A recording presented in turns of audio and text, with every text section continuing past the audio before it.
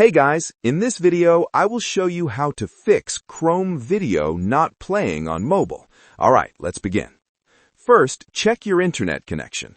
If you are connected to Wi-Fi, switch to mobile data and test the video again. If you are using mobile data, switch to Wi-Fi instead. A weak or unstable connection is one of the most common reasons videos fail to play.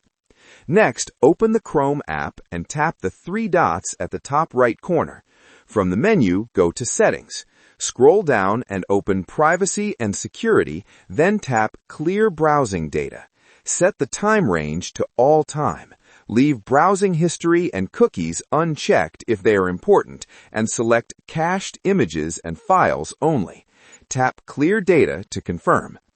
After clearing the cache, open the Play Store or App Store depending on your device, search for the Chrome app and check for updates. If an update is available, install the latest version to fix bugs and playback issues. Once the update is complete, reopen Chrome and try playing the video again. So, that's basically how you can fix Chrome video not playing on mobile. That's it for this video. Thanks.